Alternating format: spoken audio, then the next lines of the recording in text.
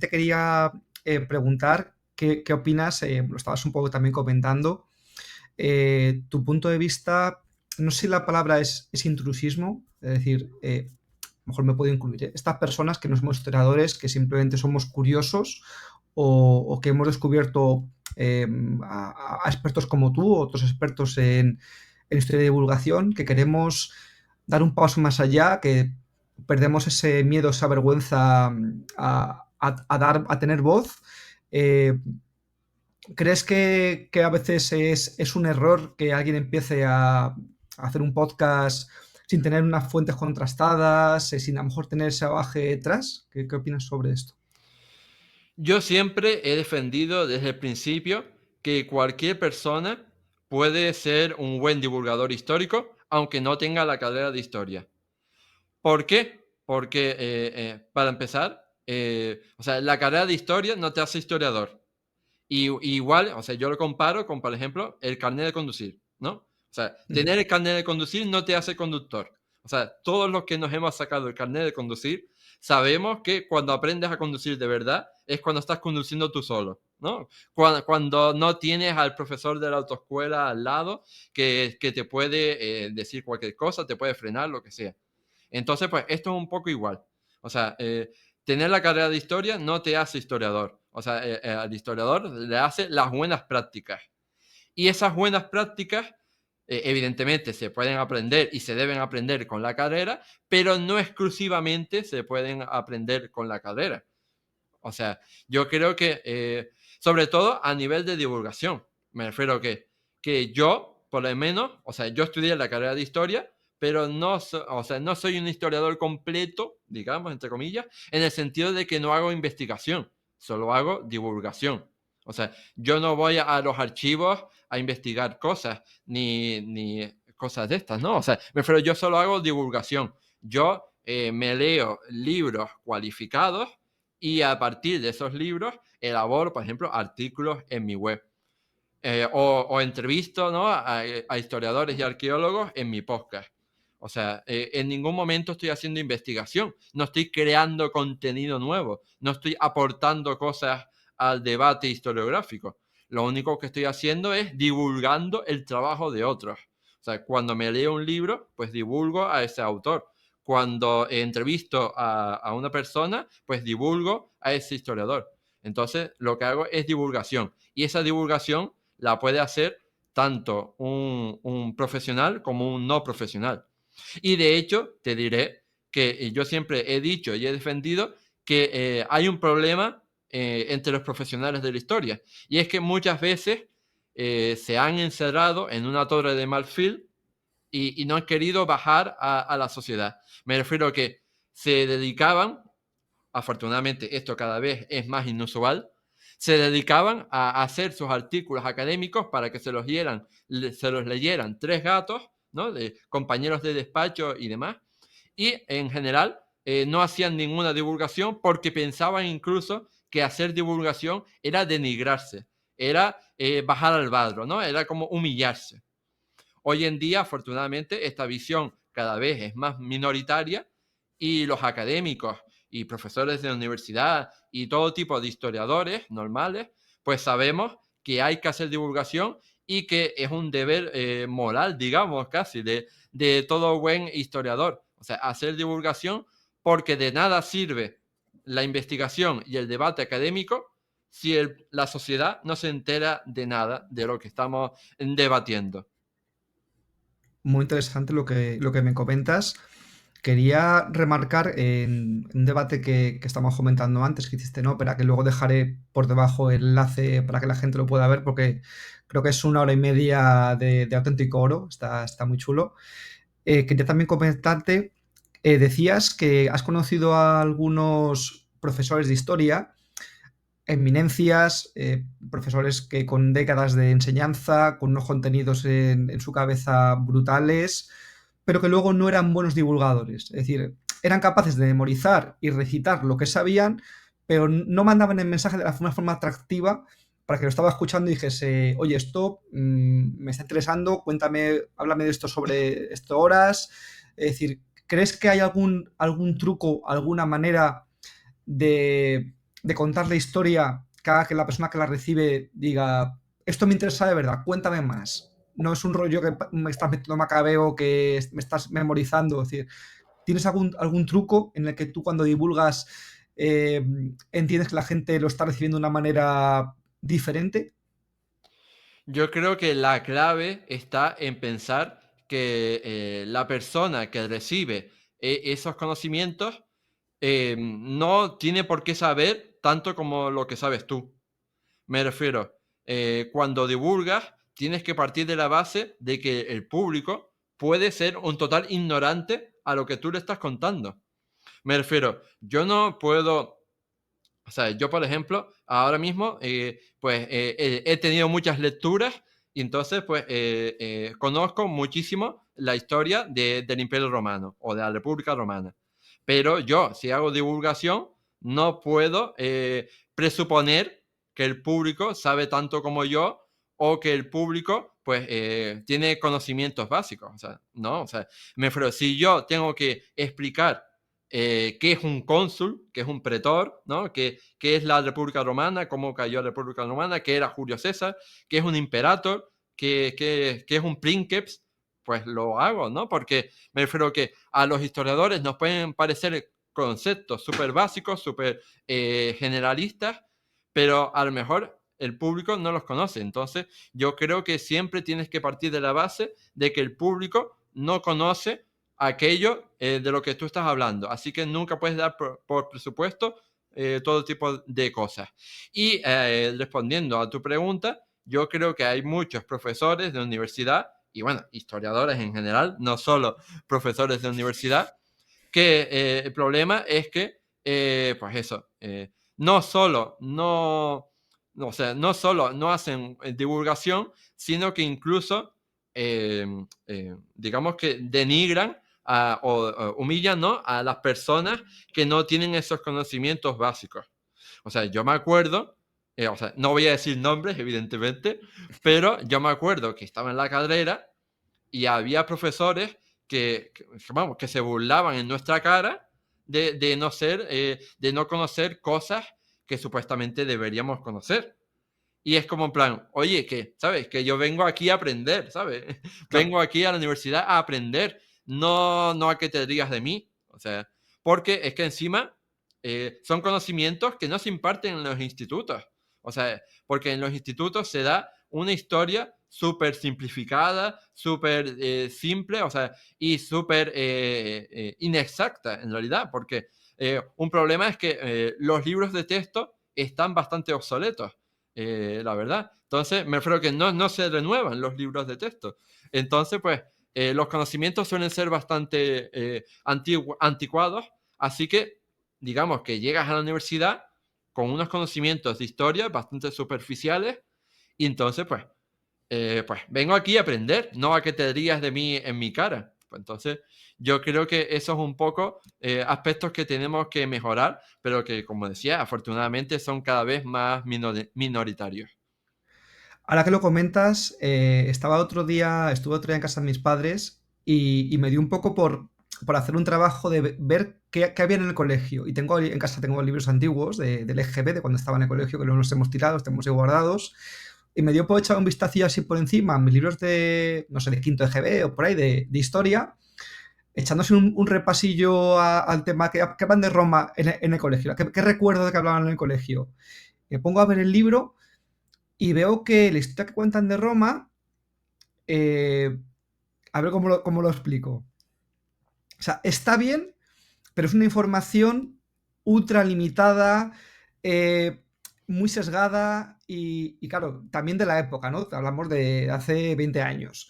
Claro, yo ahora, ya con mi edad actual, lo que estoy investigando, buscando información, libros, documentación y demás, me estoy dando cuenta que lo que yo he aprendido sobre el mundo romano en el colegio es una ínfima parte de todo lo que uno puede aprender por su cuenta, simplemente abriendo Google y buscando información en Internet. Es decir, que realmente la información, si lo buscas, está ahí, ¿no? Es cierto que si uno quiere buscar fuentes o buscar más documentación, lo que dimos en el colegio es como la puntita del iceberg.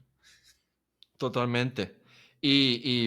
También aquí hay que decir que, ojo, que que autoformarse no es nada sencillo. Me refiero que yo siempre recomiendo que, evidentemente, si te apasiona la historia, pues que estudies una carrera como historia. Pero porque la autoformación no es sencilla. Me refiero, no es sencillo aprender, por ejemplo, qué tipos de información son aptas y qué tipos de información no son aptas. Me refiero porque no cualquier divulgador histórico hace bien su trabajo. O sea, un divulgador histórico puede hacer muy mal su trabajo y muchas veces no porque sea una mala persona y quiera hacer mala divulgación adrede, sino simplemente porque no tiene la formación adecuada para ser un buen divulgador histórico. Entonces, ojo, porque tampoco nos podemos fiar de cualquier cosa. Es como si ahora cogemos la Wikipedia y pensamos que los artículos que salen en la Wikipedia son fiables.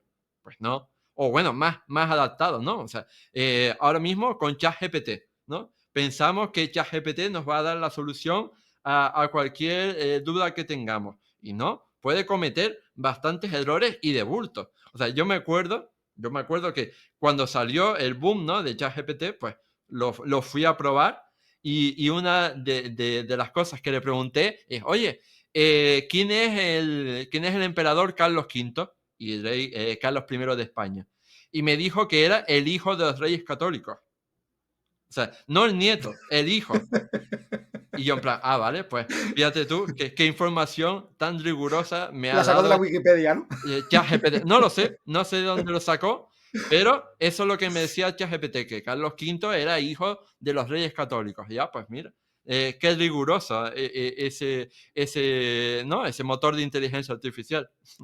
Pues mira, ahora que comentas ChatGPT, también te tenía como pregunta que quería hacerte. También quería comentásemos un poco cómo ha sido tu experiencia con el tema de la IA para divulgación histórica o para documentación comparada con la documentación tradicional de ir a un archivo, a bibliotecas, sacar el libro, buscar los índices, ir comparando, es decir, ¿qué experiencia has tenido, aparte de esta que me comentas, tanto buena como negativa de estas dos facetas? Yo creo que la inteligencia artificial, como toda herramienta tecnológica, puede tener sus cosas buenas y sus cosas malas, evidentemente. Pero, por ejemplo, en el campo de la historia, a priori le veo más cosas malas que cosas buenas, aunque las tenga.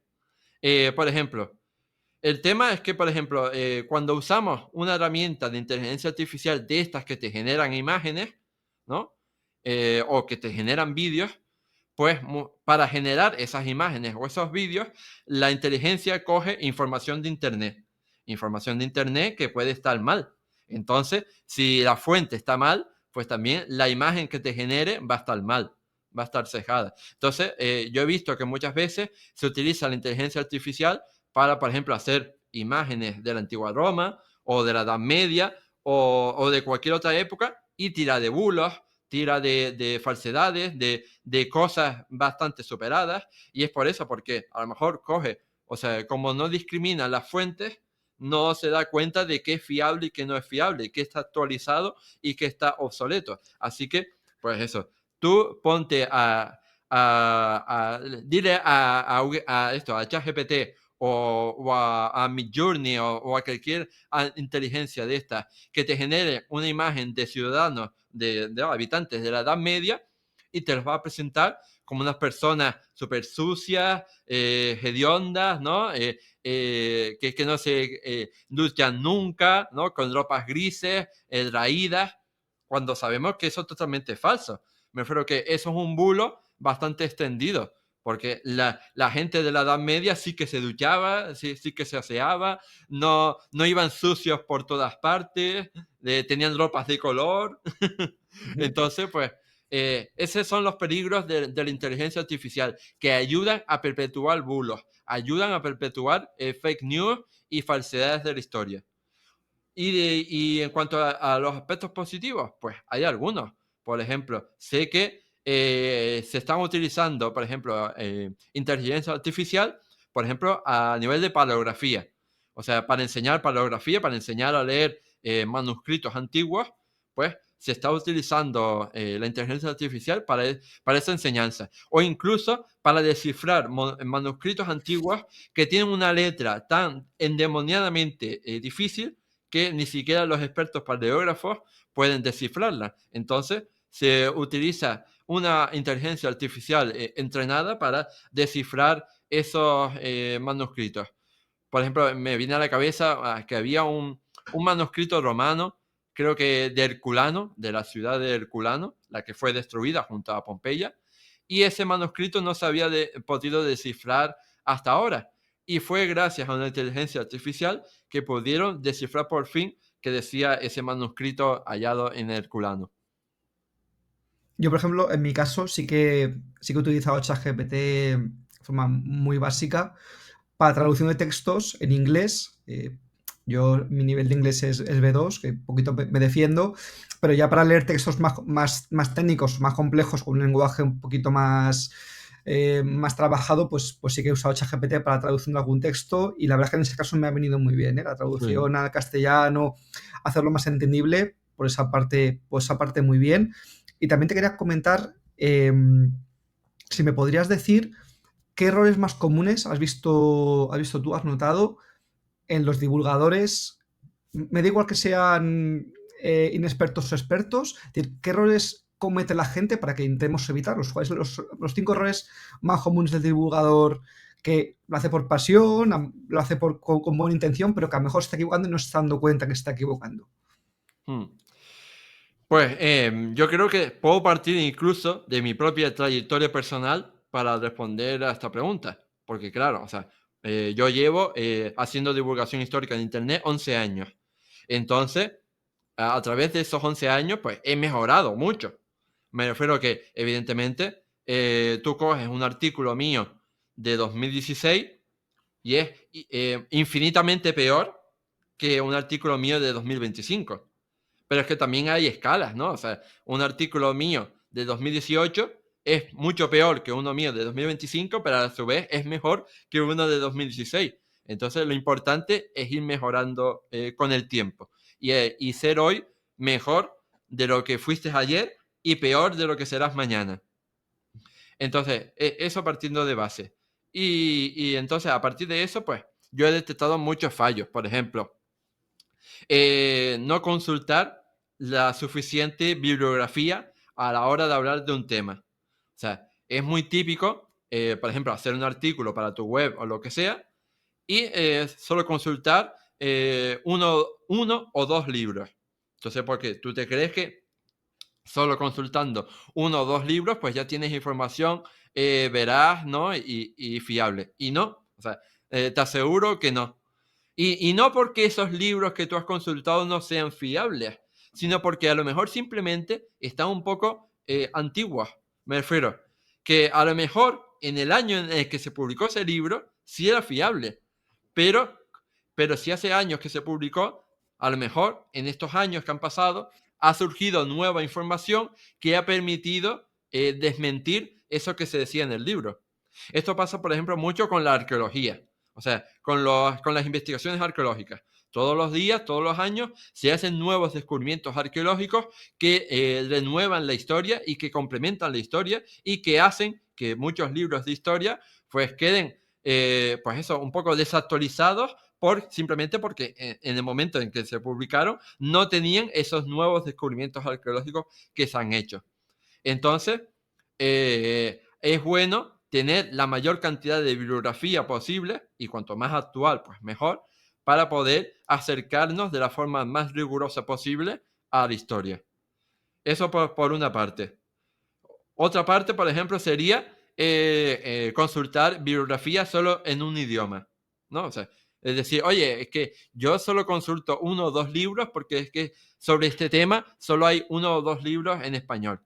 Pero yo me he dado cuenta de que, oye, que no te puedes cerrar solo a tu idioma. O sea, que hay un universo ahí de posibilidades que puedes consultar de libros en inglés, en alemán, en francés, de lo que sea.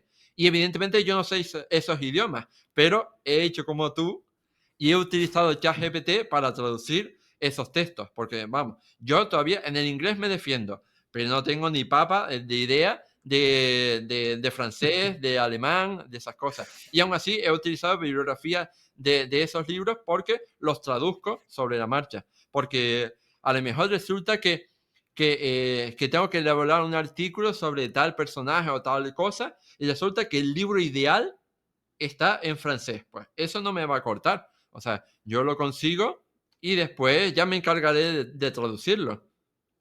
Entonces, ese sería otro problema, ¿no? Limitarnos solo a nuestro idioma simplemente porque es nuestro idioma. Pues oye, a lo mejor hay bibliografía mejor y más actualizada en otros idiomas. Y si puedes acceder a ella, pues ya estás haciendo una labor de divulgación mejor de lo que ibas a hacer.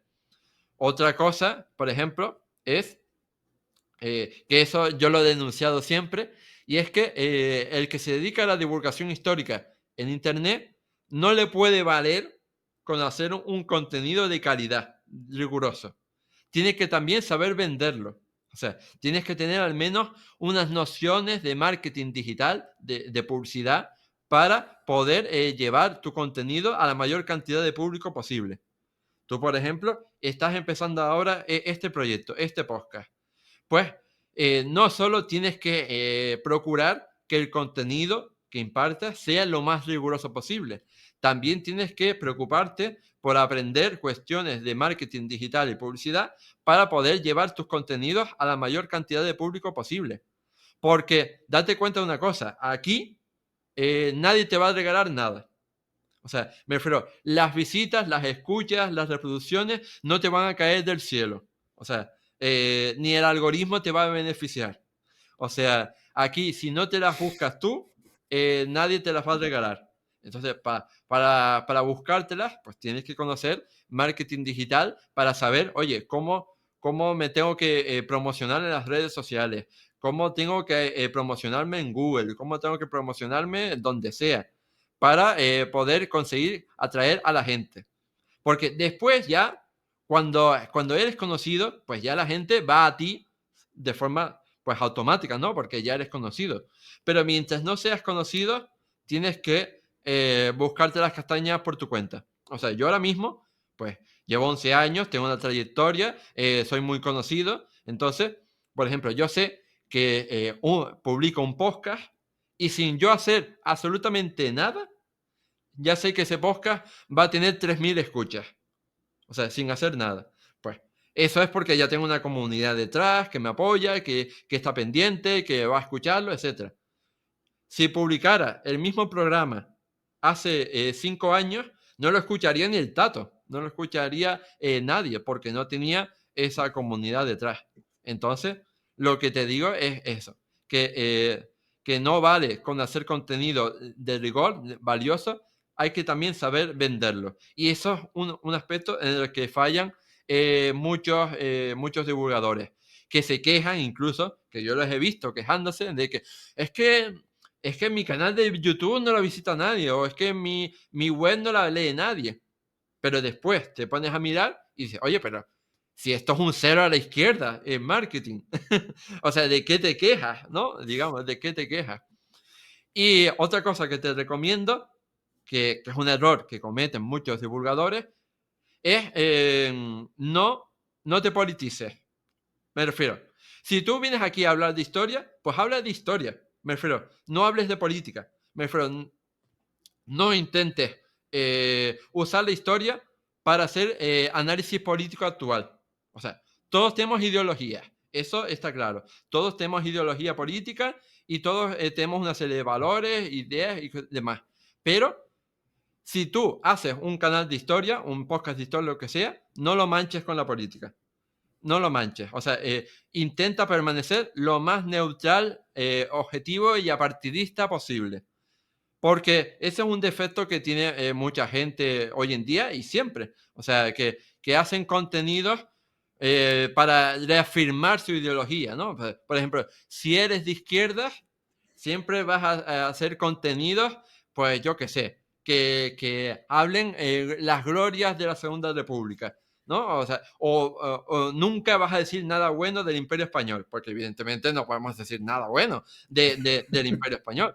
O al revés, si eres de derechas, pues vas a hablar todas las glorias enormes del Imperio Español, el imperio más poderoso del mundo, mientras que vas a criticar todos aquellos temas manidos por la izquierda. Pues no, o sea, el buen divulgador tiene que hacer de todo y tiene que procurar no politizarse y no mostrar, o sea, lo ideal es que tu público no tenga ni idea de qué pata cojeas. O sea, y yo creo que eso es algo de lo que puedo presumir. O sea, yo creo que puedo presumir de que la gente que me escucha y que me ve no tiene ni idea de a qué partido voto o de cuál es mi ideología. Porque es que nunca la muestro en público, ni nunca hago nada que pueda decirle a la gente qué ideología tengo. Y, por ejemplo, en el podcast es evidente. Me refiero a que yo al podcast invito a toda clase de personas, a toda clase de historiadores, quiero decir. No invito solo a historiadores de mi sesgo. O sea, por el podcast de historia han pasado historiadores que son abiertamente de izquierdas e historiadores que son abiertamente de derechas. Y creo que más o menos está equilibrada y compensada la cosa. Entonces, nadie me podrá decir es que solo invitas a historiadores de izquierda o es que solo invitas a historiadores de derecha. Pues no, porque como intento ser neutral, pues invito a todo el mundo que me cae bien y que creo que hace un buen trabajo. Entonces, digamos que ese sería como mi top de consejos para cualquier divulgador que quiera empezar ahora o que quiera hacerse más conocido. Fantástico, Oscar. Pues ya te digo, llevamos ya media hora de charla y se me está haciendo súper corto. La verdad, estoy un poco en shock por todo el conocimiento que tienes y lo bien que lo expresas. O sea, escucharte cómo lo cuentas todo es mucho mejor que escucharte en YouTube, en persona, entre comillas, mucho mejor. Y bueno, pues tomo nota de tus consejos. La verdad es que son consejos muy interesantes. No había pensado en ellos.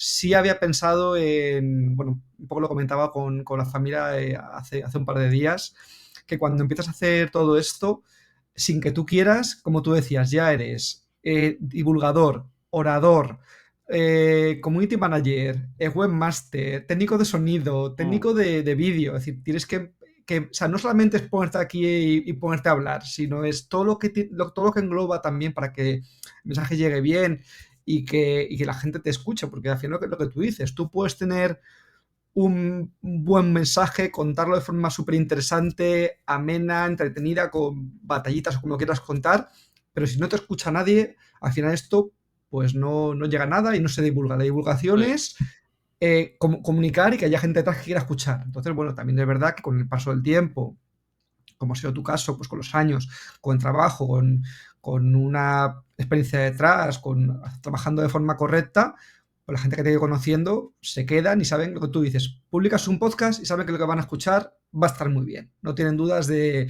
que van a escuchar algo que no tenga fundamentos o que no es interesante. Es decir, que por esa parte, pues tomo nota, todo lo que me dices, vas a dar unos consejos muy buenos sobre el tema política. Ya te comenté ya por Instagram que a mí la política actual no me interesa nada. O sea, estoy bastante apolítico. Me interesa más la política de la época romana que la actual.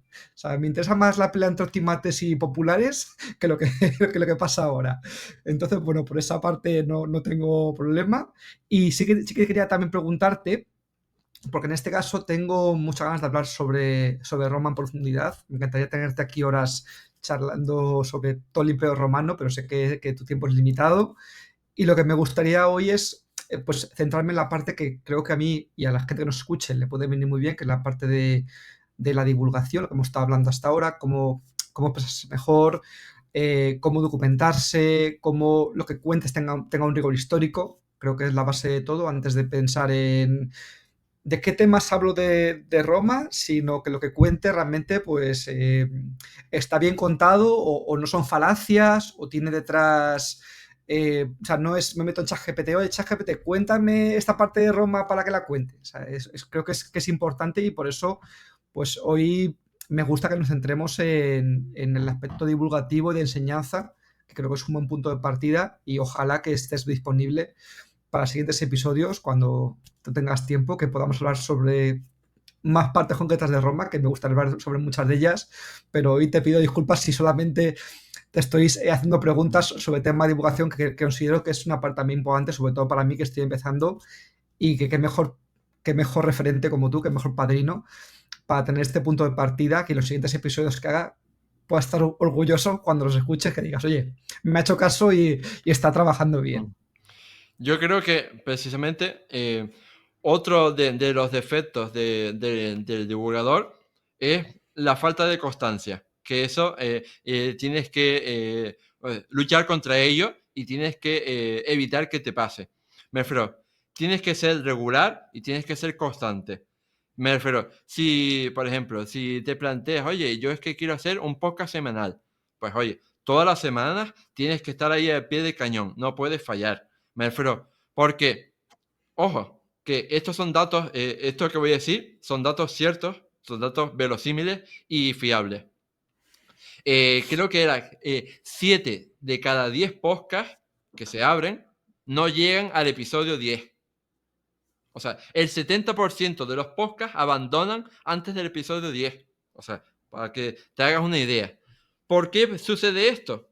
Pues simplemente porque tú empiezas con toda la ilusión del mundo, pero después te das cuenta de la cantidad de trabajo que lleva, de que no te escucha ni el tato, de esto, de lo otro. Así que al final, en el episodio 5, empiezas a flaquear porque es que llevo mucho trabajo, no me escucha nadie. Y al final, en el episodio 7, dices, bueno, pues no pasa nada si en vez de hacerlo semanal lo hago quincenal.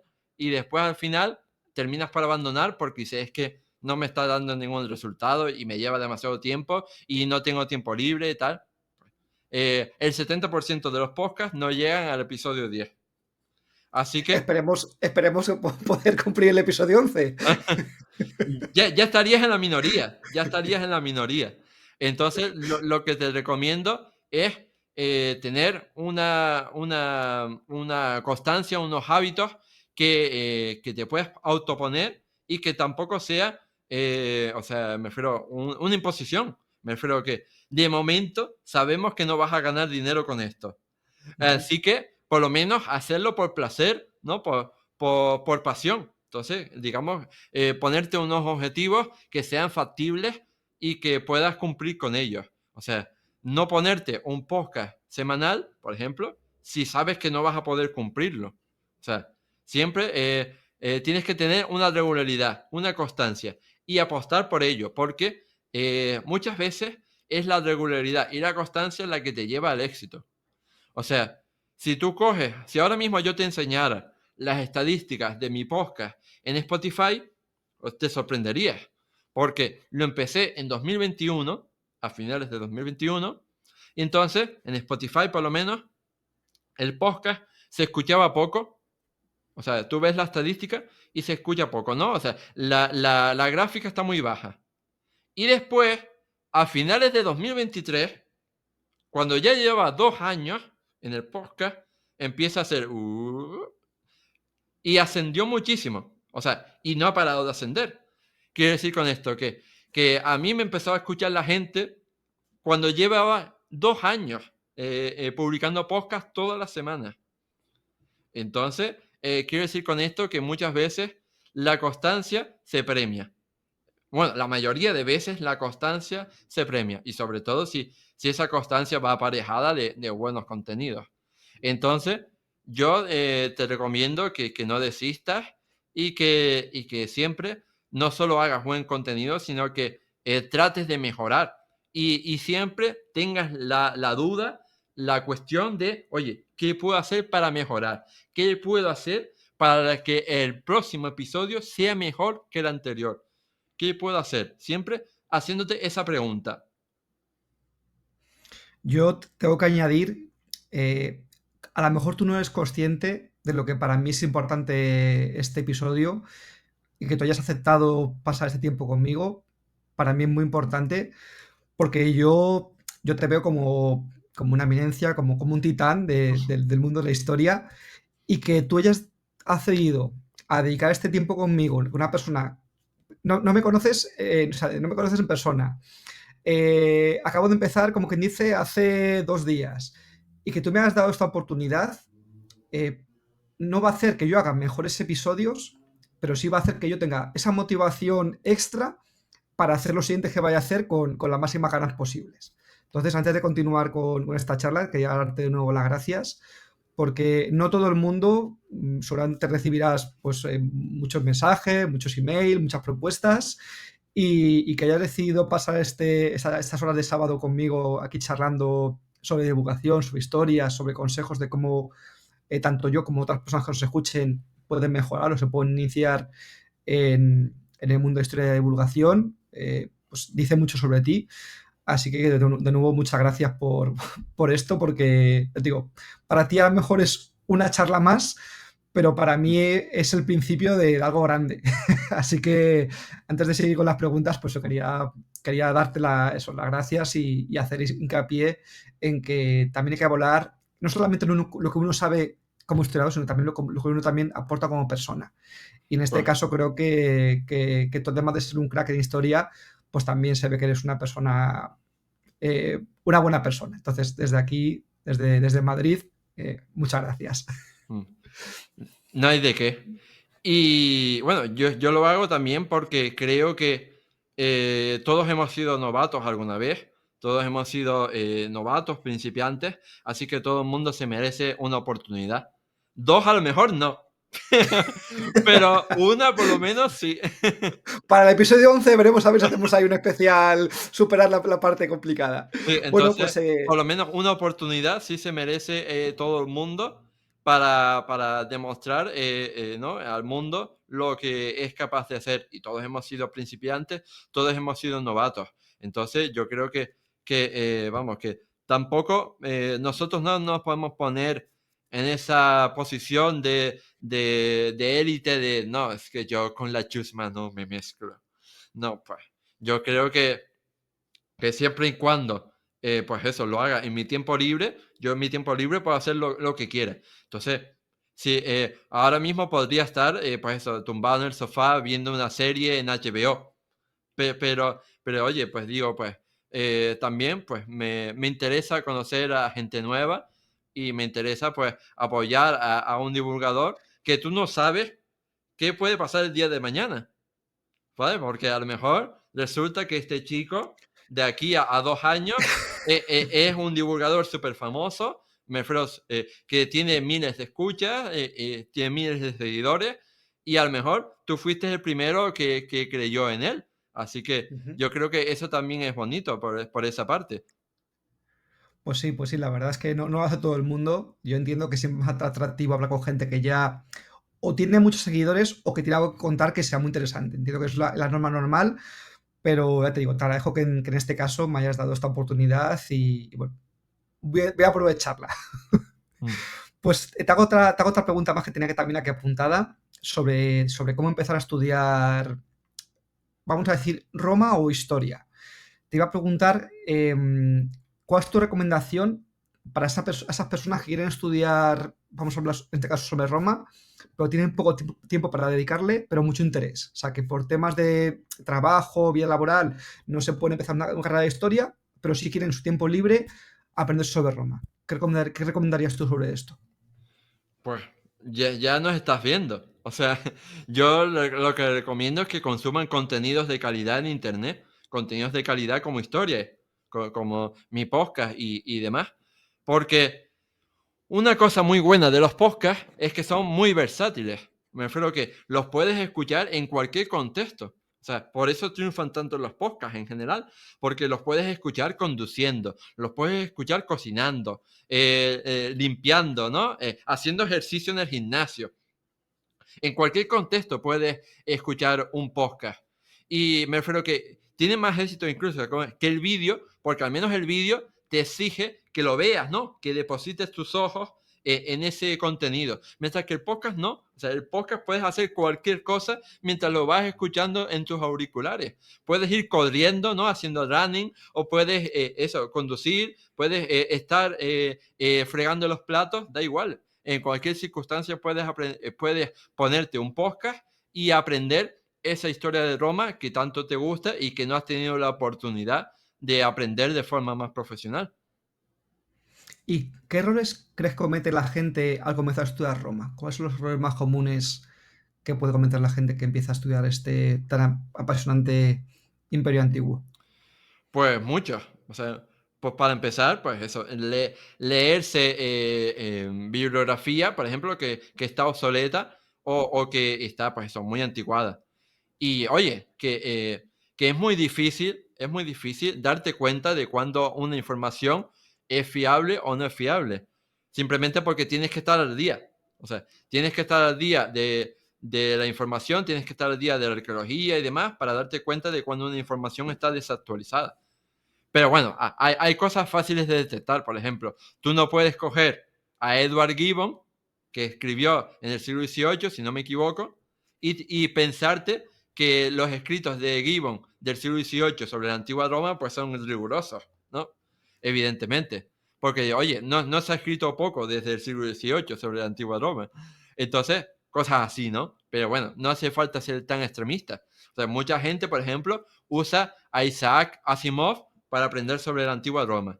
Y yo digo, oye, pues Isaac Asimov estará muy bien para ciencia ficción, ¿no? Para leerte la saga de Fundación, pero no para leer Antigua Roma en la actualidad, porque Isaac Asimov escribió hace décadas y bueno, creo que ni siquiera era historiador, entonces vamos, que no es una fuente fiable. Entonces yo por lo general, a nivel general, pues esto recomiendo que sea lo más actual posible, o lo más cercano al presente, que sea sobre todo profesional de la historia, que no significa que un no profesional no pueda escribir buena historia, pero por lo general, si tú no sabes discernir, pues al menos siempre fíjate más de un historiador que de un no historiador, ¿no? Porque es lógico. Entonces, eso, profesionales de la historia, fechas lo más cercanas posibles y por lo general suele suceder que cuanto más específico es el contenido, más difícil es de meter la pata. O sea, ¿por qué? Pues básicamente porque si tú coges un contenido demasiado generalista, pues para empezar tienes que resumir mucho. Tienes que resumir mucho, tienes que sintetizar. Y sintetizar no es fácil. O sea, cualquiera que haya tenido que resumir en un trabajo de clase, de la universidad o lo que sea, sabe que resumir no es nada fácil. Entonces, pues, se pueden cometer fallos no intencionados. Entonces, yo creo que cuanto más al nicho vayas, más fácil es no equivocarte. Y también, por ejemplo, eh, otro fallo muy común de la gente, ¿no? La gente que no es profesional, pues se cree que si se lee a las fuentes antiguas, pues se cree que está ante la verdad. O sea, yo es que, no, yo odio a esa gente que dice, no, es que yo conozco a Calígula porque me he leído la biografía de Suetonio. Y es como en plan, tío, tú no tienes ni remota idea de Calígula. Porque, o sea, es que Suetonio se lo inventó casi todo, me refiero. Que poco de lo que te cuenta Suetonio o Dion Casio o Filón de Alejandría o Séneca sobre Calígula es verdad. O sea, aquí hay que hacer una crítica de las fuentes para darte cuenta de cuando estos autores antiguos te están mintiendo o están exagerando. Entonces, si tú por leer a un autor de hace 2000 años, te crees que ya sabes historia de Roma, pues, amigo, siento desilusionarte. Claro, aquí supongo también que lo que vienes a decir es que a veces las fuentes pueden ser los propios romanos o propias personas cercanas a este protagonista, y cuando lo escriben o sus enemigos o, por ejemplo, en este caso a lo mejor los griegos, pues la historia cambia bastante, ¿no? Ya ahí las fuentes, ya la historia es diferente, ya las notas son diferentes, es decir, ahí uno no puede comparar y intentar ahí discernir qué es lo real o qué es lo inventado, ¿no? Sí, exacto. Y yo creo que eso, mucha gente se lee las fuentes acríticamente y no se cuestiona si lo que te están diciendo es verdad o es mentira. Dice, es que lo dice Tito Livio. Pues como lo dice Tito Livio, pues tenemos que creerlo, ¿no? Pues no.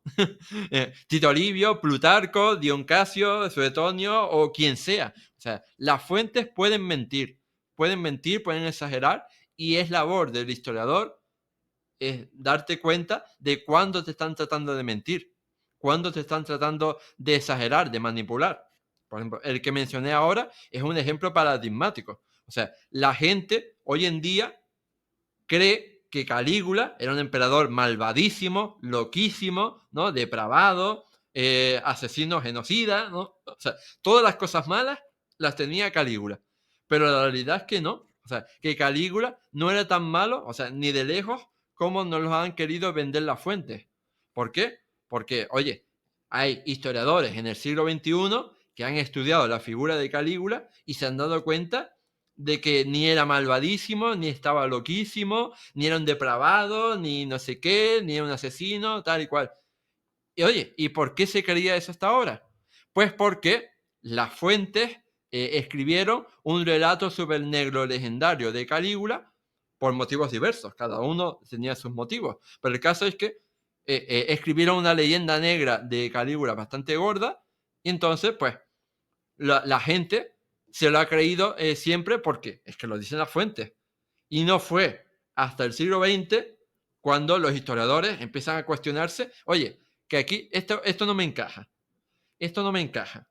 Y encima, pues, ayudado por la arqueología, ¿no? Los nuevos descubrimientos arqueológicos van descubriendo cosas y dicen, oye, esto no encaja con el relato de la fuente. Y se va descubriendo que Calígula, pues, fue pues, un niñato, o sea, fue un niñato malcriado, pero ni de lejos tan malvadísimo, el anticristo nacido en la tierra, ¿no? Para nada. De hecho, yo siempre lo he dicho, a mí, Augusto, el primer emperador, me parece más malvado que Calígula. Me parece mucho peor que Calígula. O sea, Por lo menos. la leyenda negra también alimentada por Hollywood, por el cine, que también Exacto. interesaba, obviamente, para vender más películas, pues tener un personaje de este perfil, ¿no? Tan estrambótico que te da te da mucho juego, ¿no? Claro, pero de dónde beben las películas de Hollywood?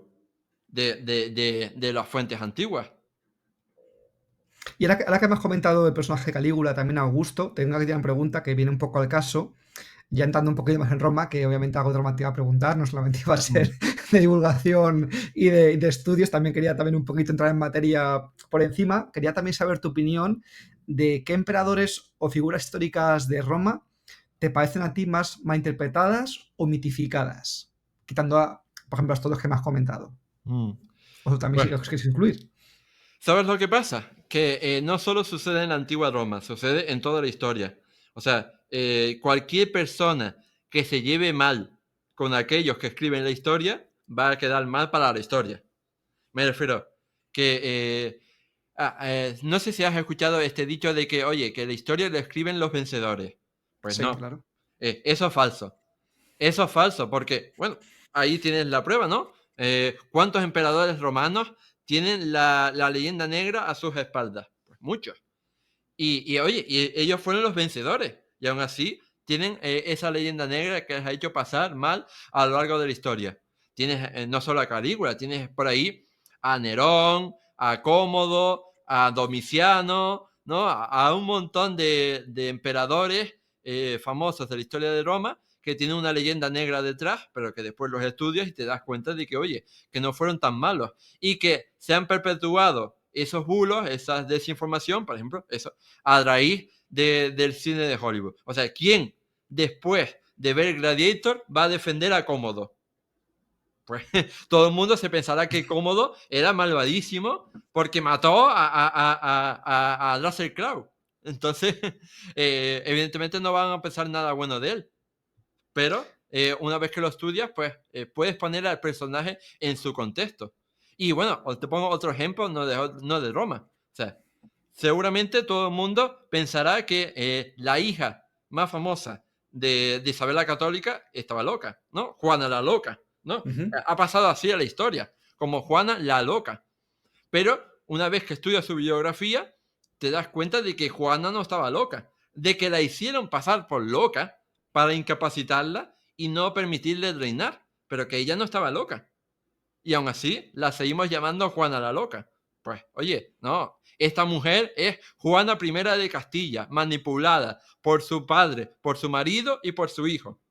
Punto. O sea, entonces, o sea, básicamente, ya si pensamos un poco en personajes del mundo romano, eh, es cierto que ya el propio Julio César, hace más de 2000 años, fue no sé si el primero de los primeros en decir, como van a hablar mal de mí, yo hago mi propaganda, cuento mi relato y lo cuento yo o lo escriben por mí y así ya yo digo lo que yo quiero decir, lo que digan después, que lo rebatan otras personas, ¿no? Ujú. ¿Sabes lo que pasa? Que es fácil escribir mal de una persona cuando ya está asesinada. Me refiero a que los romanos, sobre todo los aristócratas, los senadores, eran muy hipócritas. Eran sumamente hipócritas, pero vamos, que asquerosamente hipócritas. Porque siempre te van a pelotear y te van a besarle el culo al emperador de turno, aunque les cayera mal, y una vez que el emperador ha desaparecido, es cuando hablamos mal de él.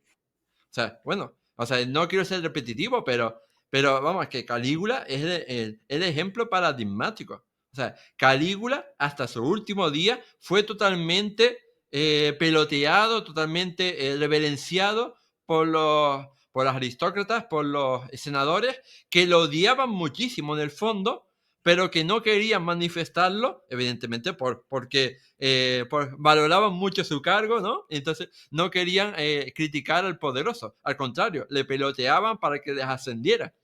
Entonces, y una vez que asesinan a Calígula, pues todo el mundo habla horrores de Calígula, todo el mundo lo critica, todo el mundo lo pone a parir. Y yo con plan, pero ¿se puede ser más hipócrita? O sea, ¿se puede ser más hipócrita? O sea, ayer le estabas besando el culo y hoy lo criticas. O sea, bueno, y así con todos. O sea, y también con los autores antiguos. Yo, por ejemplo, he criticado a veces la hipocresía tremenda de Séneca, del famoso Séneca, que Séneca en su momento te habla bien, te dice algunas cosas buenas de Calígula. Pero oye, que cuando lo asesinan, pues es el mayor monstruo de la historia. Pero es que todavía más chaquetero con Claudio, con su sucesor, ¿no? Porque o sea, primero, ¿no? O sea, aplaude a Claudio y después cuando muere Claudio, le llama imbécil. O sea, literalmente, Séneca llamó imbécil a Claudio. Y es como plan, tío, o sea, ¿cómo puede ser tan sumamente hipócrita? O sea, un poco el Sálvame Deluxe del Imperio Antiguo, ¿no? O sea, un poco... Sí, sí, eso es otro mensaje que yo quería dar. O sea, no pensemos que las fuentes son algo súper aburridísimo, un tostón insoportable, que no hay quien lo lea. Vamos, en realidad, las fuentes pueden ser tremendamente apasionantes si sabes o sea, encontrar los fragmentos, si sabes encontrar las historias de estas de salseo y de crítica que son buenísimas. ¿O es que alguien puede decirme que las filípicas de Cicerón no son divertidísimas? O sea, esos discursos en los que Cicerón pone a parir a Marco Antonio son gloria bendita. Yo te quería también preguntar, tengo aquí una parte centrada en fuentes y recursos recomendados. También quería preguntarte, ya está a lo mejor la parte más técnica, si me puedes recomendar, dentro de lo que, vamos a decir, lo básico para empezar, ¿qué libros introductorios me recomendarías de divulgación seria y accesible que se puede encontrar a día de hoy pues, en la FNAC o en cualquier biblioteca Mm, sobre el mundo romano? ¿Qué libros me recomendarías para empezar a arrancar y a documentarme más y un poquito tener más información? mm. Pues, por lo general, como digo, es bueno introducirse, ¿no? Con libros pequeños, ¿no? Generalistas, para hacerte una idea de toda la historia. Y después, como decía antes, recomiendo que te especialices y que vayas a un periodo concreto, a un personaje concreto, a un proceso concreto, ¿no? Me refiero por especializarte y por darte cuenta de que, oye, ahí hay mucha paja que cortar, ¿no? Ahí hay mucho contenido. Por ejemplo, ya que sabía que me ibas a preguntar esto, pues tengo por aquí este libro, que es Historia de Roma, de Santiago Castellanos. O sea, este hombre, Santiago Castellanos, que lo he tenido en el podcast, por cierto, es profesor de historia antigua en la Universidad de León. Me refiero a que es una persona acreditada, ¿no? Porque es profesor universitario de historia de Roma en la Universidad de León. Y hizo este libro de historia de Roma que es bastante interesante porque, ojo, en un libro súper fino, me refiero fino, no llega a 300 páginas.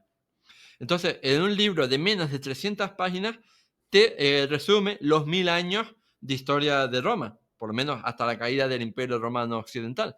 Entonces, este libro es muy bueno porque te sirve para hacerte una idea muy básica, muy superficial de toda la historia de Roma. Y después, si quieres profundizar, pues, oye, para eso tienes infinidad de libros sobre cualquier temática concreta. Entonces, eso es lo que recomendaría yo, que se leyeran libros como este u otros, ¿no? Que los hay. Y cuando te los leas, piensa, oye, ¿qué es lo que más me ha gustado? Me han gustado, yo qué sé, las guerras púnicas. Me ha gustado la vida de Julio César, la vida de Augusto, la vida yo qué sé, de Marco Aurelio. Pues, entonces busca en internet, oye, ¿qué bibliografía de calidad hay sobre esta gente, sobre esta guerra, sobre este proceso, sobre qué?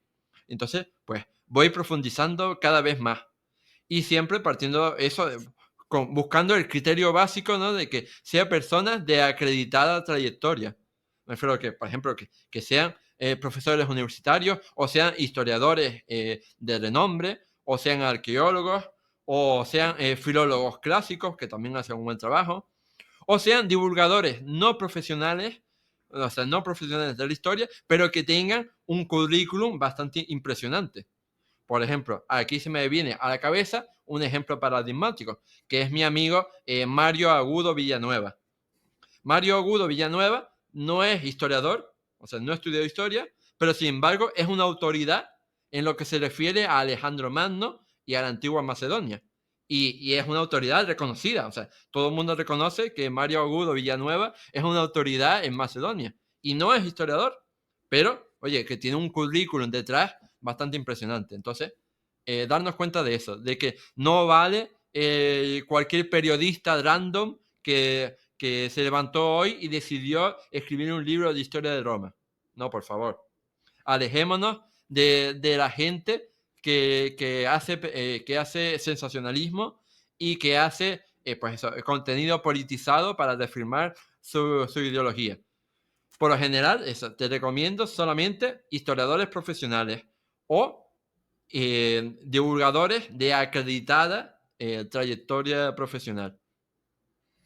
En este caso, en relación a esta pregunta que te acabo de hacer, también te quería preguntar cómo ves el papel de las novelas históricas como puerta de entrada a estudiar historia. Pues te puedo poner un caso, a lo mejor ahora el más mediático reciente, pues por ejemplo, Santiago Posteguillo, ¿no? Con la saga de Julio César, que quizás está consiguiendo a través de su fama y repercusión que mucha gente que no ha estado nunca en el órbita de la historia quiere empezar a estudiar la historia, conocer la figura de Julio César, de Roma, de las figuras también relacionadas con ese contexto. ¿También crees que es posible introducirse con novela histórica o es mejor separar la histórica para entretenerse, pasar un momento leyendo algo que te gusta y centrarse en la novela más específica, como más capaz de mostrar a libros más concretos para aprender solamente para divulgar? ¿Cómo ves todo esto?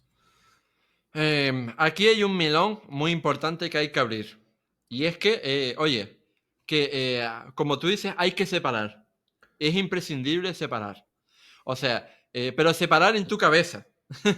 Me refiero a que esa gente que se piensa que ha aprendido sobre las guerras médicas porque se ha visto 300 de Zack Snyder, la película, pues, oye, esa gente está enferma. O sea, no tiene ni puta idea de lo que habla. O sea, o es como, no, es que yo sé mucho de los gladiadores porque he visto Gladiator. Pues no tienes ni remota idea de los gladiadores. Porque Gladiator, no, o sea, no es una buena representación de los gladiadores ni de lejos. Igual que 300 no es una buena representación de la batalla de las Termópilas o las guerras médicas. Entonces, hay que separar lo que es el entretenimiento de lo que es la formación. O sea, por supuesto oye, que yo soy el primero que disfruta muchísimo viendo Gladiator o cualquier otra película histórica, pero porque la veo como producto de entretenimiento, no como producto riguroso, porque no son rigurosos. Pero es que tampoco lo necesitan ser. O sea, son productos de entretenimiento. Y como tal, no tienen por qué ser rigurosos, solo tienen que entretener. El problema está en que tú te creas que ese producto de entretenimiento es riguroso. Pues no, no lo es, pero es que tampoco necesita hacerlo. O sea, yo voy a ver Gladiator 2, que fue horrible, fue una mierda de película, pero digo, oye, que por lo menos, yo qué sé, he pasado un buen rato. Pero, oye, que no te puedes creer que eso es riguroso. Entonces, hay que hacer esa diferenciación que mucha gente no la hace, ¿no? Porque se cree eso, que porque ha leído una novela o porque ha visto una película o una serie, pues ya sabe de algo. Y no, no sabe de nada. Y, por ejemplo, ya que lo has mencionado, yo soy bastante hater de Santiago Posteguillo. O sea, yo no quería decir nombres, pero tú lo has dicho. O sea, yo soy bastante hater de Santiago Posteguillo, porque Santiago Posteguillo es igual que Ridley Scott. O sea, ¿qué pasa cuando se lanza el Gladiator 2 el año pasado? Pues que, evidentemente, muchos historiadores la pusieron a parir porque era un bodrio de película y, o sea, tenía innumerables fallos. Entonces, ¿qué pasa? Que sale Ridley Scott ofendidísimo y dice, oye, que mi película es rigurosa y mi película, vamos, es lo mejor. Y llegó a decir, oye, a los historiadores que la critican, ellos estaban ahí y si no estaban en la antigua Roma, ¿cómo saben que esto es falso? No, él estaba ofendidísimo. Pues yo creo que Santiago Posteguillo es un poco igual. Me refiero que cuando alguien critica una de sus novelas, pues él se ofende y dice, oye, que mis novelas son rigurosas. Mis novelas están basadas en una documentación, en una preparación. Oye, yo solo diré un ejemplo. Por ahí, cuando lanzó esta novela de Julio César, por ahí en Twitter vi una foto de alguien que había subido una página de la novela de Santiago Posteguillo y decía que en época de Julio César, o sea, estaba escrito en esa página de la novela, que en época de Julio César ya existía el Coliseo. Y es como en plan, ¿vale? Solo te has ido 120 años, ¿vale? O sea, no pasa nada. O sea, el Coliseo se inauguró en el 80 después de Cristo y Julio César murió en el 44 antes de Cristo. Así que tú te has adelantado 120 años. Pero bueno, no pasa nada. No pasa nada. Pero oye, no me salgas después a decirme que esto es riguroso y que está documentado y que tal, porque has metido un error monumental, un error gigantesco del tamaño de un planeta, como decir que el Coliseo existía en tiempos de Julio César. ¿Sí? O los que se creen que Bruto era hijo o hijastro de Julio César. Y es como, en plan, no, chicos, no. No. O sea, los historiadores han descartado del todo la posibilidad de que Bruto pudiera tener algún tipo de lazo de sangre con César. Y te dicen, no, pero es que la madre de Bruto era amante de Julio César. Y yo, sí, claro que sí, que eran amantes. Pero es que si estudiamos la historia, nos damos cuenta de que no encajan para nada las fechas. Me refiero que es imposible que Bruto fuera hijo ilegítimo, ¿no? Hijo bastardo de Julio César, porque es que no encajan las fechas. Creo que no se llevaban tanto. O sea, que, que era un tema como que de Bruto, como que cuando nació Bruto, Julio César tenía 13 años o algo así. Me refiero que no se llevaban tanta edad. O sea, solo se llevaban como 13 o 15 años. Entonces, como en plan, bueno, oye, si partimos de la base de que Julio César tuvo a Bruto cuando tenía 13 años, pues no, o sea, los historiadores han descartado esa posibilidad, pero claro, es que como lo dice Shakespeare, pues vamos a tener que creer que Julio César era padre de Bruto. Sí. Pues Claro, no. aquí entiendo que Julio César tuvo muchos amantes, pero pocos hijos para los amantes que tuvo. Sí, Porque, claro, o por lo menos hijos reconocidos. exactamente, exactamente. Yo también, bueno, hay aquí muchos melones que se pueden abrir, o sea, esto da para mucho, hay que tener cuidado con los melones que se abren. Yo creo que ya para acabar con el tema de Santiago Postillo, ya que me has dado pie para ello, también quería preguntarte tu opinión. Hay una serie, que no sé si la has llegado a ver, que se llama El corazón del imperio, de Movistar Plus, emitida en 2021, sobre personajes femeninos del mundo romano destacados. Luego estaba Julia, Cleopatra y demás, varios personajes importantes. Yo la vi hace más o menos un año, no la conocía. La vi en Movistar y me gustó mucho que estuviese en latín. No sé exactamente si es el latín de esa época, pero el latín ya me parecía bastante arriesgado, que no estuviese en castellano, es decir, que estuviesen imitando el idioma tradicional, es decir, me pareció una idea muy interesante y sobre todo me gustó mucho cómo tenían hecho todo el tema de escenografías, de los vestuarios, es decir, cómo estaba trabajado, intentar recrear, ¿no? Lo que habría sido esa época, ¿no? No sé si estas sí las has llegado a ver y si las has visto, eh, le das un cierto peso, es decir, interesante para gente que quiera no ver Gladiator, sino ver algo más cercano a lo que pudo ser Roma de verdad. ¿Crees que es una buena fuente que ver? ¿O debería haber más producciones de este tipo? ¿Consideras sobre esto? Pues, si te soy sincero, no la he visto. O sea, por supuesto, la conozco, pero no la he visto. La conozco porque en ella participan varias amigas mías. Está por ahí Engracia Muñoz Santos, está por ahí Patricia González, que son amigas mías y han estado en el podcast varias veces. Las dos han estado 2 veces cada una. Entonces, pues, lo conozco por eso. Pero luego, pues, no la he visto, así que tampoco puedo opinar. Pero desde luego, yo una cosa que recomiendo es que siempre no te fíes de documentales que no cuentan con profesionales, ¿no? Del tema del que hablan. Y este no es el caso del Corazón del Imperio, porque tanto, por ejemplo, las que yo conozco, ¿no? Que son Patricia y Engracia, ambas son ambas son doctoras en Historia Antigua de Roma. Entonces, pues oye, tienen una formación académica buena, ¿no? Para hacer contenido de calidad y fiable. Así que digo yo que si contaron con ellas, entonces a lo mejor el documental tiene que ser bueno. Pero vamos, que lo hago desde una conjetura, o sea, no lo he visto, pero intuyo que si contaron con ellas tiene que ser bueno. Pues la verdad es que me das mucha envidia. Ojalá que en un futuro pueda contar con ellas en este podcast. A ver si la cosa va hacia arriba y se animan a charlar conmigo. Ojalá que sí. Yo encantado de hablar con todo el mundo posible que tenga cosas que aportar, que me pueda enseñar a seguir aprendiendo sobre Roma, otra historia en general.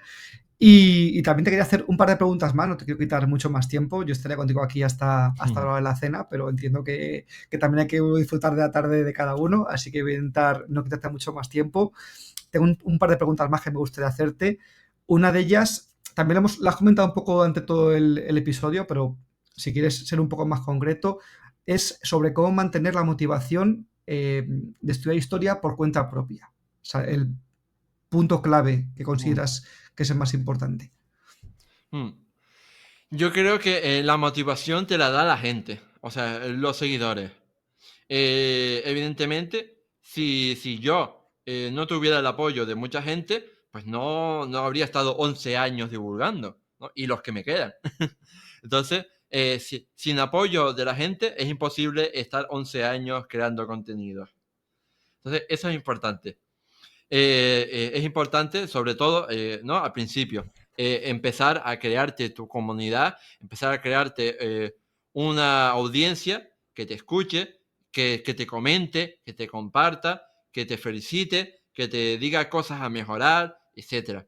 Porque es gracias a esa audiencia la que te motiva a continuar. O sea, yo podría haber abandonado hace tiempo, pero si sé que mi web tiene más de 10 millones de visitas, o sea, en estos 11 años, ¿no? Ha tenido más de 10 millones de visitas, pues oye, eso es un motivante. Si sé que mi podcast cada mes actualmente en 2025 está teniendo más de 50.000 escuchas cada mes, pues oye, eso es un motivante. Si sé que en las redes sociales me siguen más de 100.000 personas, pues eso es un motivante. Y aparte, no solo estoy aquí por amor al arte, también estoy ganando dinero, ¿no? Gano dinero con mi web, con mi canal de YouTube, etcétera. Entonces, pues, oye, que no estoy aquí solo por amor al arte. Entonces, al final, entre pitos y flautas, pues, te dedicas a esto. O sea, entiendo que al final tu comunidad te ha ayudado a seguir creciendo y a evolucionar, pero también es una parte trampa, porque también te ponen un listón muy alto en el que no puedes bajar de esta calidad de episodios y además tienes que generar contenido porque quiero que me des más cosas, ¿no? Es como que me gusta tanto lo que cuentas que si esta semana no publicas un episodio, ¿qué está pasando, no? Dame más Mm. contenido. Como que te obligan a que la rueda siga girando, ¿no? Sí, aunque eso también puede ser malo, ojo, porque no te puedes convertir en esclavo de ti mismo. O sea, por eso aquí yo también quiero abrir el melón de que mucha gente se piensa que por ser creador de contenidos tienes que darlo todo gratis. Y no es así. O sea, bueno, ahora mismo tú estás empezando este proyecto y lo haces con muchísima ilusión. Pero a lo mejor, imagínate, que aguantas, ¿no? Y dentro de un año, pues tienes una cantidad de seguidores, etcétera, etcétera. Y piensas, oye, si le estoy dedicando tantas horas a este proyecto, pues a lo mejor me gustaría ganar algo de dinero. O sea, nadie está hablando aquí de un sueldo. Estamos hablando de un ingreso pasivo residual. Entonces, eso es algo totalmente legítimo y necesario, porque no puedes ofrecer el 100% del contenido de forma gratuita sin tener nada a cambio, porque entonces te conviertes en esclavo de ti mismo y te conviertes, o sea, te vas a quemar, te vas a quemar y te vas a hartar de hacer contenidos, porque te das cuenta de que oye, que a mí no me basta solo con hacer esto por amor al arte, o sea, yo quiero algún tipo de compensación por todos mis desvelos. Y Sí, además que ese, el público también es exigente, imagino, ¿no? Que también cada vez te exigen, ¿sabes? O no claro, bajar el nivel, o sea, que tenga una duración que sea amplia, que sea X veces a sí. semana. Y ese pago, por ejemplo, no necesariamente pasa por hacer que tu audiencia pague. Porque, por ejemplo, ¿no? O sea, a mí me paga YouTube por el canal de YouTube, pero es que ver YouTube es gratis. ¿Y cómo me paga YouTube? Pues a través de los anuncios que te pone en sus vídeos. O por ejemplo, leer los artículos de mi web es gratis. ¿Cómo gano dinero con mi web? Porque mi web tiene anuncios, tiene banners, ¿no? Tiene cosas. Entonces, pues, esa es una forma indirecta de ganar dinero que no implica perder dinero a tus seguidores. Pero también, ojo, que también yo estoy totalmente a favor de pedir dinero a tus seguidores. Llegado el momento, si tú haces un contenido de calidad, riguroso, que le gusta a la gente, es totalmente legítimo pedirle dinero por acceder a más contenido. O sea, por ejemplo, yo ahora mismo he iniciado una senda en la que quiero crear vídeos premium para YouTube. O sea, que, estoy creando vídeos que tienes que pagar para poder ver esos vídeos.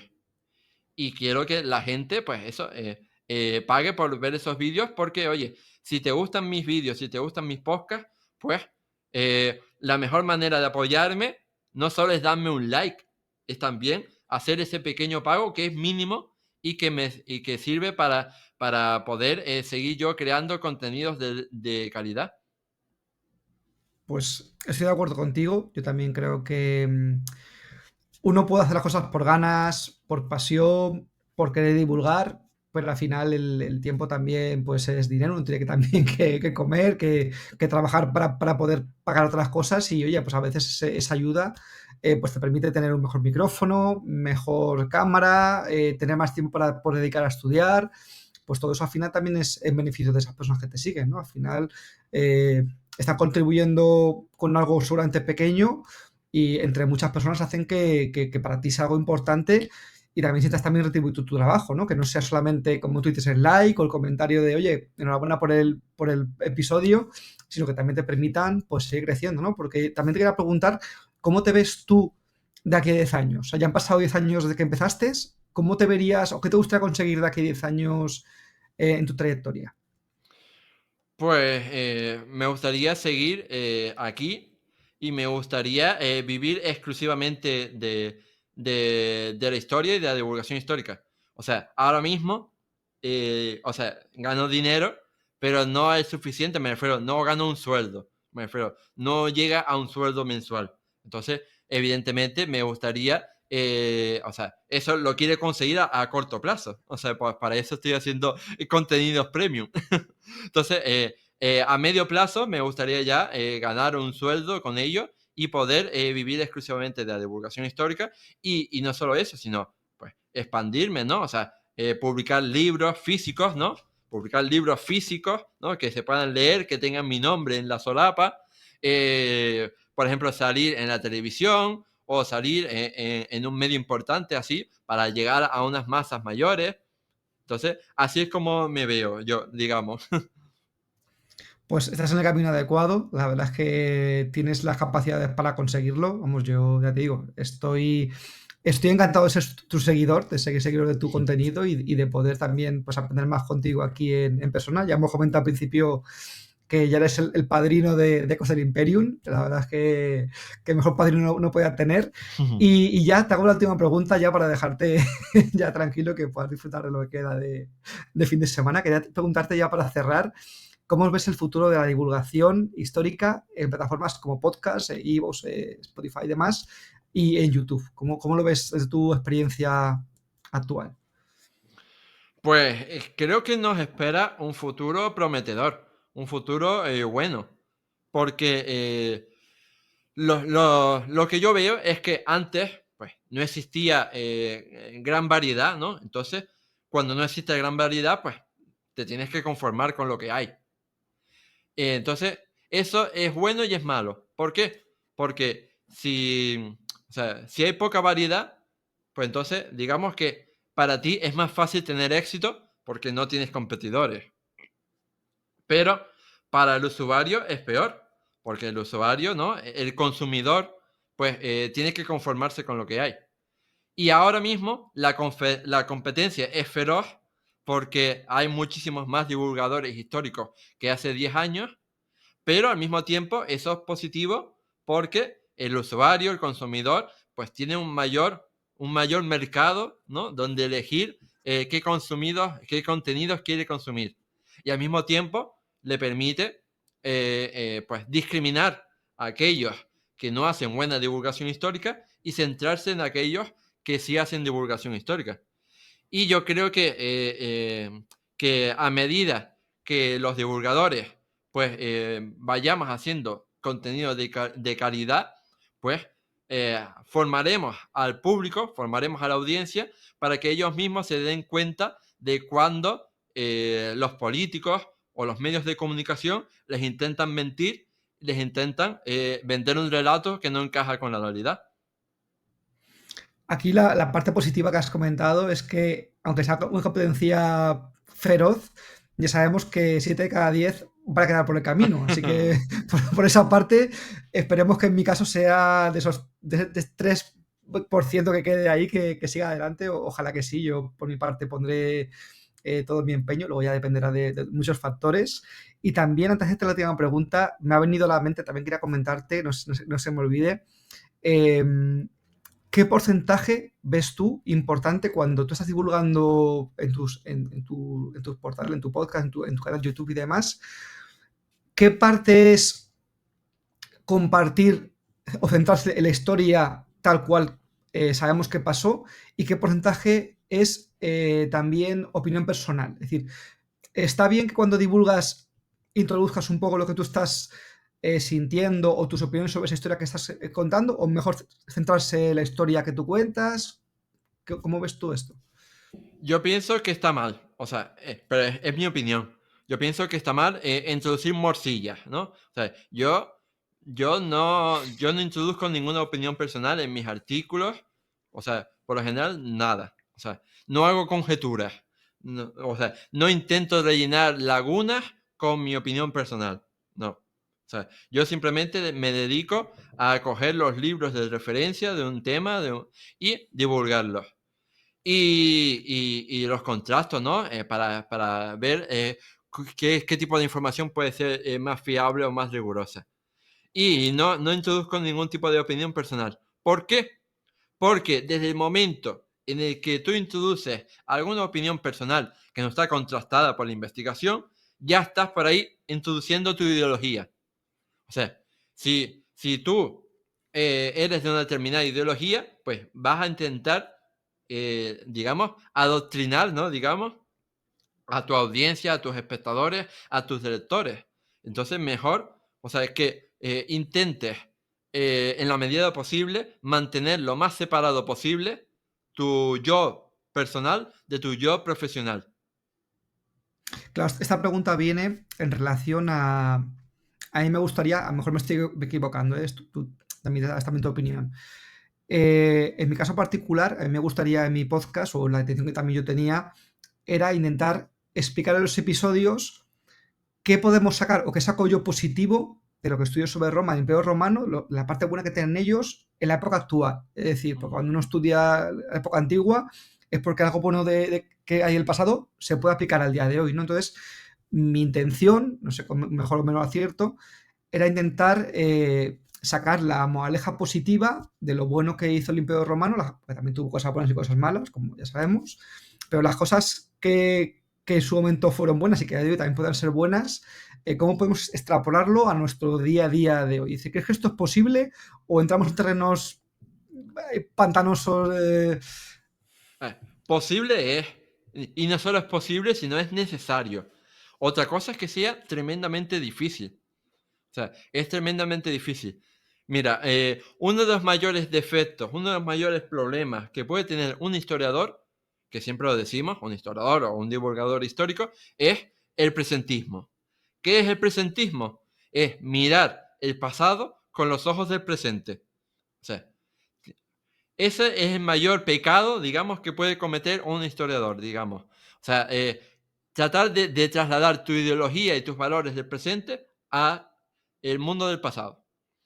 Una forma muy fácil de entenderla, la esclavitud, ¿no? O sea, por ejemplo, la esclavitud en Roma, ya que estamos en Roma. Hoy en día, en el siglo XXI, existe un consenso de que la esclavitud está mal, ¿no? O sea, todo el mundo de bien, por lo menos, todo el mundo pensamos que la esclavitud está mal y que es injustificable.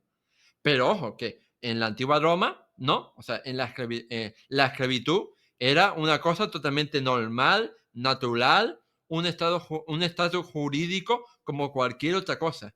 ¿Significa que los antiguos romanos eran todos malvados, que eran esclavistas porque eran malvados? Pues no, eran personas buenas, normales, como nosotros. Lo único que pasa es que eran personas radicalmente diferentes en su forma de pensar a como somos ahora. Y a ellos no se les pasaba por la cabeza en ningún momento que la esclavitud pudiera estar mal. O sea, porque en su concepción, ¿no? En su escala de valores, en su escala de moralidad, nunca se les pasó por la cabeza pensar que la esclavitud podía estar mal. Entonces, me refiero, no es que tuvieran esclavos porque eran malas personas. Tenían esclavos porque pensaban que era lo normal, era el orden natural de las cosas y nadie se los cuestionaba. Ni siquiera los propios esclavos se cuestionaban si era mala la esclavitud.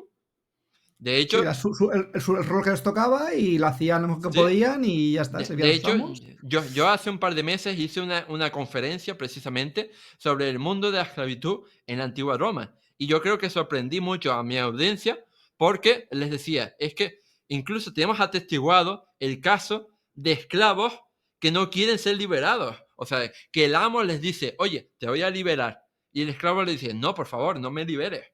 ¿Por qué? Porque se dan cuenta de que siendo un liberto iban a vivir peor que siendo un esclavo, por condiciones diversas. Entonces, lo que quiero decir con esto es que, oye, que no podemos trasladar los valores del presente al pasado, porque era una sociedad radicalmente diferente y opuesta a como somos hoy en día. Y no podemos pensar que lo que hoy nos parece bien a nosotros, también le debería parecer bien a ellos. Otro caso, por ejemplo, famoso, es el de la orientación sexual, ¿no? Hoy tenemos etiquetas que nos clasifican. Heterosexual, homosexual, ¿no? Bisexual, lo que sea. Pero esas etiquetas son contemporáneas. O sea, lo que siempre ha existido es el sentimiento, pero lo que no ha existido son las etiquetas, ¿no? Entonces, Ujú. en la antigüedad, por ejemplo, la cuestión de la sexualidad se vivía de una forma totalmente diferente. O sea, totalmente diferente a como la vemos hoy en día. Me refiero a que, por ejemplo, en la antigua Roma, no había ningún problema con que fueras homosexual. O sea, no había ningún problema matizo, no había ningún problema con que un hombre fuera homosexual. Evidentemente, no se permitía a las mujeres. Pero bueno, Ujú. el caso, no había ningún problema que un hombre fuera homosexual siempre y cuando se cumplieran dos condiciones. La primera condición es que la persona, ¿no? El chico con el que te enrollaras fuera inferior socialmente a ti. O sea, siempre tenías que enrollarte con alguien que fuera inferior a ti. O sea, sí, o sea, no te podías enrollar con un igual. Eso sí estaba mal visto. Y la segunda condición es que si tenías relaciones sexuales, que siempre el hombre que era superior socialmente fuera el activo en la relación sexual. Entonces, mientras se cumplan esas dos condiciones, la homosexualidad era permitida. ¿Por qué? Porque era una cuestión de rol social. Me refiero a que no se perseguía al homosexual por ser homosexual. Se le perseguía simplemente por ser el pasivo o por enrollarte con un igual. Pero oye, si tú te enrollas con un esclavo, pues tienes toda la libertad del mundo. Claro, y aquí también se usaba también todo esto como arma para atacar, ¿no? Pues el caso famoso de Julio César, que se habla del bulo de que decían que era, pues, ¿no? La reina de Bitinia, ¿no? Exacto. Que había estado encima con un rey que supuestamente es estatus superior, que él había sido el pasivo, y él siempre lo negó, y además las fuentes dicen que nunca hubo más, o sea, más casos conocidos con hombres, es decir, que si no hubo más casos conocidos, lo normal es que lo que contasen fuese una mentira para atacarle, para sacarle de quicio, para generarle que Sí. se ponía bastante agresivo, ¿no? Y también te iba a preguntar, estamos hablando del tema esclavitud, ¿es posible que en el Imperio Romano ellos no hablasen con la palabra esclavo, sino que ellos se viesen como sirvientes, como si fuese un mayordomo? Es decir, ellos, claro, la palabra esclavitud a día de hoy, en el siglo XXI, pues es una palabra muy negativa. Pero es posible que ellos no entendían esa palabra y ellos se veían así como, eso, como sirvientes, como mayordomos, es decir, no se veían como lo vemos ahora, ¿no? Como es el punto de vista que tenemos actual de la esclavitud. ¿Puede ser que esto fuese así?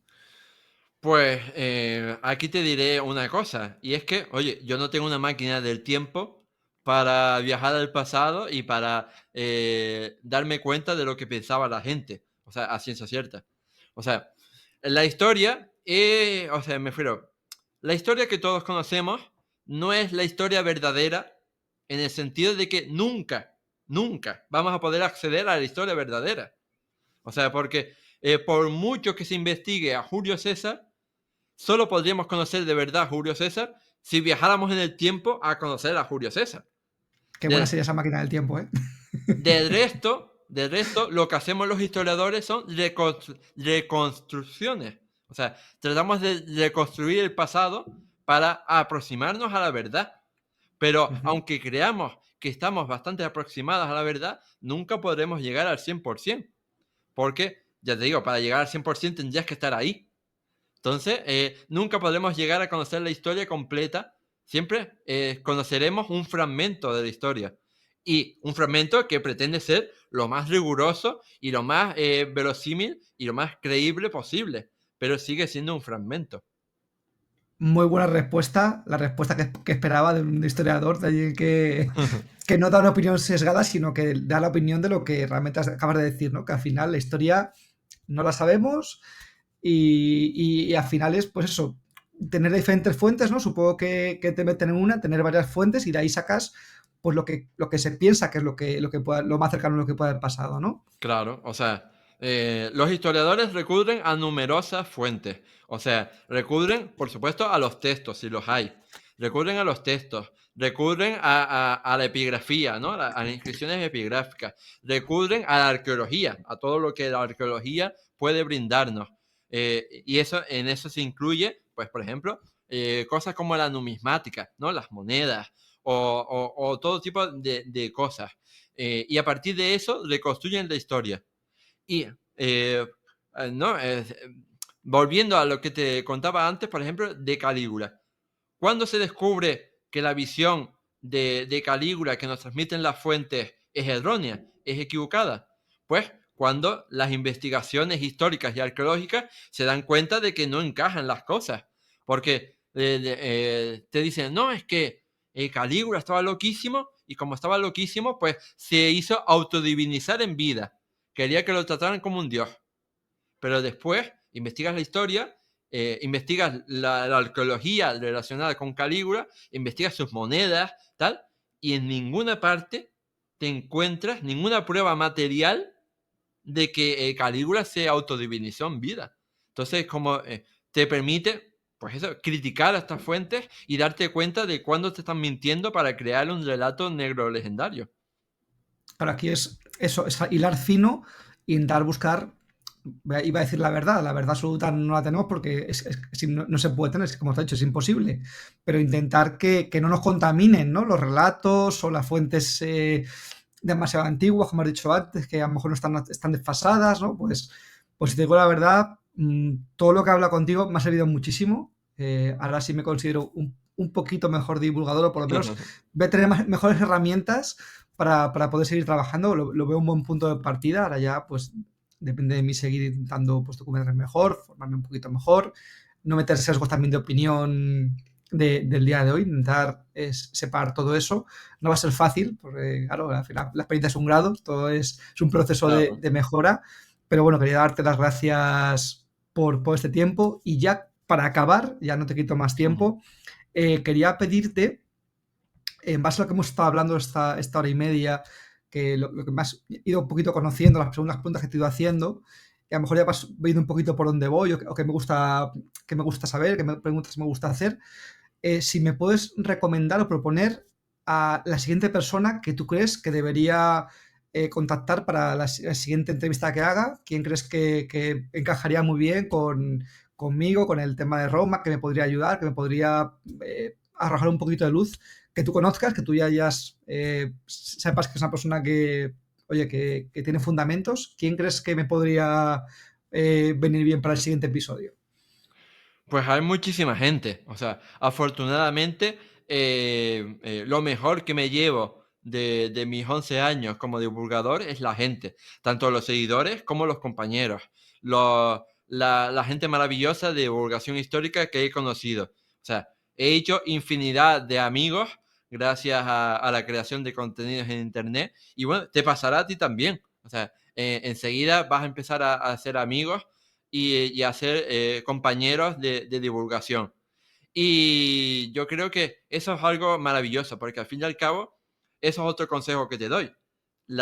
O sea, la mejor manera de crecer, la mejor manera de hacerte más conocido y más famoso es a través de la colaboración, de colaborar con amigos, con divulgadores, y no solo en el podcast, sino en las redes sociales, ¿no? Y en lo que sea, siempre la colaboración será la mejor manera de crecer. A partir de ahí, pues cualquier persona que haga divulgación histórica de Roma, que haya pasado por mi podcast, por ejemplo, son recomendables. Cualquier persona que yo recomiende en las redes sociales es recomendable.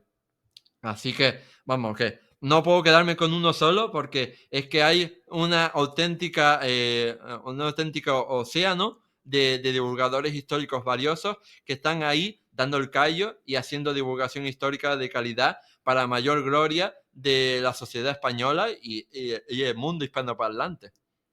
No te pongo en un compromiso, no te pongo en un brete, no quiero que tengas que elegir y descartar. Si te iba a preguntar, porque esto lo desconozco, pero tengo curiosidad por saber si esto existe.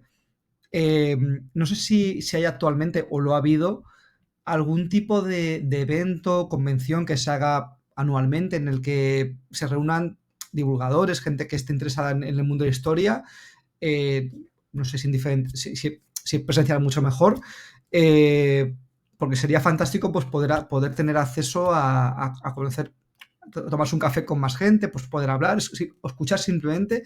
Es decir, se está dando, ¿hay algún tipo de evento o alguien ha hecho algo para poder que sea de acceso, pues imagino que al público en general, para poder conoceros a vosotros, a más historiadores, a más profesores, a escritores y seguir aprendiendo? ¿Esto existe o ha existido? Sí y no. O sea, me explico. Eventos de divulgación histórica en España hay un montón. O sea, me refiero que no descubro la pólvora aquí. De hecho, Por ejemplo, yo hablo desde Tenerife y, y aquí, por ejemplo, no hay restos romanos.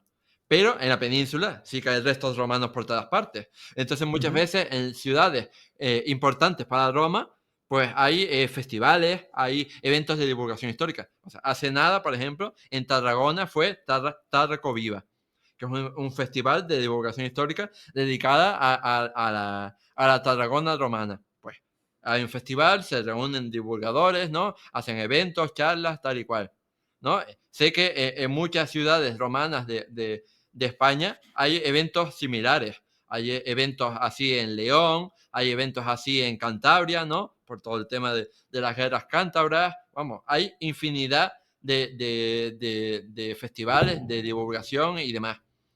Ahora bien, ¿por qué digo que no? Porque no hay ninguno que sea, digamos, estrictamente de divulgadores. O sea, me refiero, como tú decías, un lugar en el que podamos encontrarnos todos, hacer como una convención nacional de divulgadores históricos. No, eso no lo hay. O sea, ahora mismo, en este fin de semana que estamos grabando este podcast, pues se están sucediendo los congresos nacionales del PP y del PSOE, ¿no? En Madrid. Ujú. Pues de eso no hay en la historia. Me refiero, no hay un Congreso Nacional de Divulgadores Históricos. Y desgraciadamente lo digo. O sea, a mí me encantaría que lo hubiera, así que si quieres organizarlo, ahí que voy. Pero... Pues, ojo, ojo, ojo, me lo sí. apunto ahí. Pues puede parecer un poco loco, pero a lo mejor para el 2026, si la gente está receptiva, pues se puede ahí organizar alguna quedada, una reunión con gente que quiera, pues, alguna comida, hablar y, oye, pues vamos a dejarlo ahí en el tintero, pero si nadie lo ha hecho, alguien tiene que hacerlo por primera vez, ¿no? Si tú O estás sea, dispuesto, nadie lo ha hecho, digamos, a gran escala. O sea, me sí, refiero que sí. a pequeña escala, por supuesto, que te puedes reunir con amigos y tal, cual, pero yo digo a gran escala. Me refiero de alquilar un recinto ferial, ¿no? Algo grande y reunir ahí a cientos o miles de personas. O sea, eso es lo que yo digo que no se ha hecho, algo grande de verdad. Por Pues supuesto, a sería una pequeña locura. escala, todo lo del mundo. Bueno, se me ocurre ya mejor un especial 50 episodios presencial con un montón de gente. Bueno, ya estamos moviendo un poquito hacia adelante, pero bueno, de momento paso a paso. Este es el episodio número 2. Ya no tengo más preguntas de momento. Sí me gustaría, ojalá tengamos oportunidad más adelante, si te permite tu tiempo libre y también tienes ganas, ojalá podamos seguir hablando sobre el mundo romano, ya más sobre Roma en profundidad o más temas concretos del mundo romano, de épocas concretas. De momento, me ha encantado poder charlar contigo sobre temas de divulgación, que considero que es muy importante.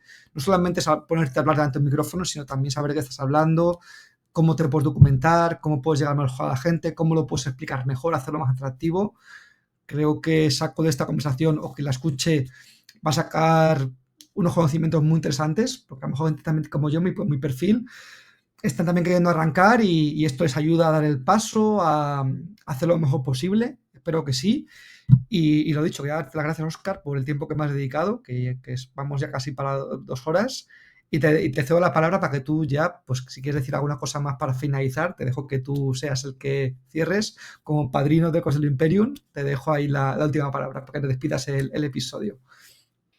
Nada, yo solo quería agradecerte a ti, Enrique, por tu iniciativa y por empezar este proyecto. Porque yo creo que eso es lo más importante, tener ganas y querer hacer algo para cambiar la sociedad. O sea, yo te doy las gracias a ti por empezar esto y por tener esa intención de mejorar un poco el mundo en el que vivimos. Porque desgraciadamente vivimos en un mundo lleno de ignorancia, lleno de... Y algo que es todavía peor que la ignorancia, que es la apología de la ignorancia. O sea, ¿no? Constantemente tenemos que ver cómo se hace famosa gente que es estúpida. ¿No? De hecho, está el famoso dicho ese en inglés de Stop making stupid people famous, ¿no? O algo así. Uh Y -huh. entonces es como en plan, si tenemos que soportar ya a todo el mundo que se hace famoso en el típico reality de Tele5, pues al menos que tengamos personas que contribuyen al conocimiento y contribuyen a hacer que la sociedad no sea más ignorante, sino que sea un poco más sabia. Pues muchísimas gracias, Oscar, por tu tiempo. La verdad es que, repito, me ha encantado charlar contigo. Ha superado la expectativa, ha sido mejor de lo que esperaba. Yo he estado un poco nervioso por mi primera vez, mi primera saltada al ruedo, pero me he sentido muy cómodo contigo. La verdad es que me has ayudado mucho a llevarlo todo perfecto. Ha sido muy fácil charlar contigo. Y desde aquí, desde Ecos del Imperium, te doy las gracias y espero que esto sea la primera vez de muchas más. Ojalá que sí. Te mando un fuerte abrazo desde Madrid. Muchas gracias. Un abrazo desde Tenerife. Este episodio de Ecos del Imperium también está disponible en Apple Podcasts, iVoox, Amazon Music y YouTube. Escúchanos donde quieras y sigue explorando el legado de Roma. Ecos del Imperium. La historia con voz propia.